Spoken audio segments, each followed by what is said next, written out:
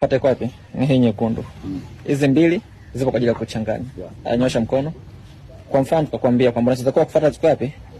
Hii hapa unataka kufuata. Hizi zipo kwa ajili ya kuchanganya. Haya, shika hii hapo. Kata yako iko wapi? Hii hapa. Tuione.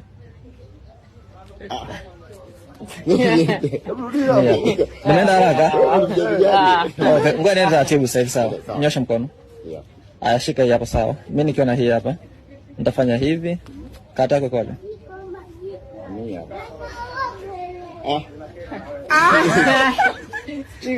Basi tufanye hivi nikuoneshe kwa nini mchezo usiucheze. Nachukua hii hapa sawa? Naweka mfukoni. Sawa. Kwa maana hiyo hapa hivi nabakiza kata mbili na hii na hii hapa. Karata yako iko wapi? Ni hapa chini. Ngoja kufanya hivi.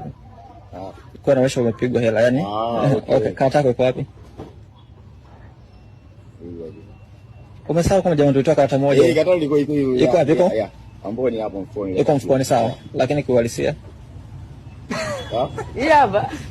Kama ukiangalia vizuri, tuliopeleka mfukoni ilikuwa ni hii hapa.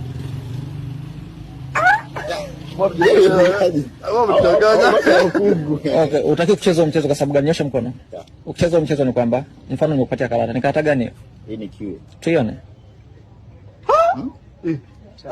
Hatuna Q. Inakuwa kwaje mpaka inabadilika? Hii yani ni kwamba kuna karata 4. Karata 4 kwa ni hii hapa. Ani ndio inaitwa uchawi. Kwamba hii karata 4 kija kuunganika na hizo karata nyingine. Kwa mfano. Nyosha mkono. Nikupatia hii hapa sawa.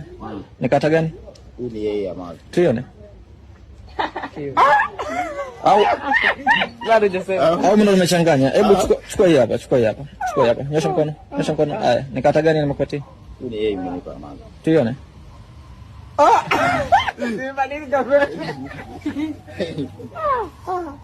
Kifupi ni kwamba ukuta anachezesha huu mchezo, wewe usishiriki kucheza. Kwa sababu anayeamua mshindi ni mchezeshaji.